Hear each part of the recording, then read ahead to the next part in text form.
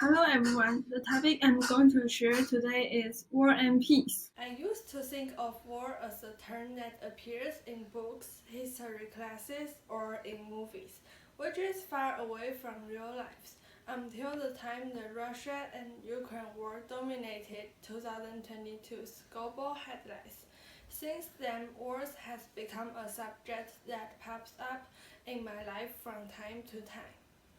To think positively, wars lead to social evolutions and changes.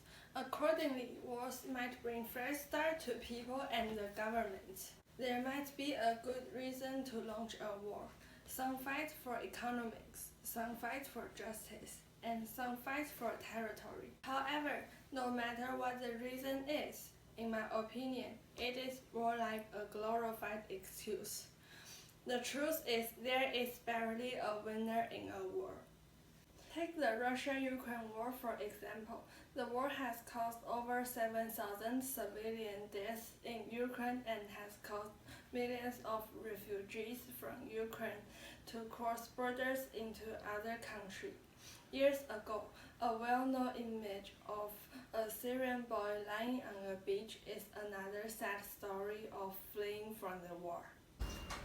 In fact, people from aggressor states themselves are not always happy about the war.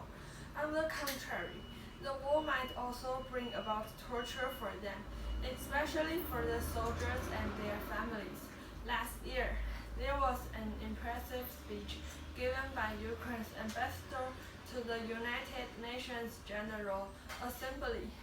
During the speech, he read out text messages exchange between a Russian soldier and his mom before he was killed.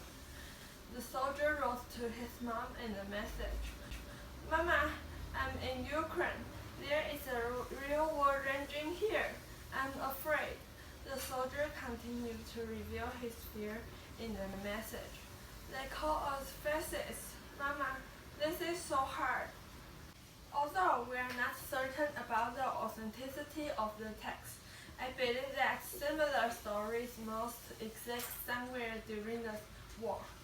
People are fearful of losing their beloved ones when involved in a war, not to mention other indirect but severe impacts brought to the whole world like energy crisis or global inflation. There can hardly be a winner. There never was a good war or a bad peace, said by Benjamin Franklin, implied that peace, rather than war, is welcome.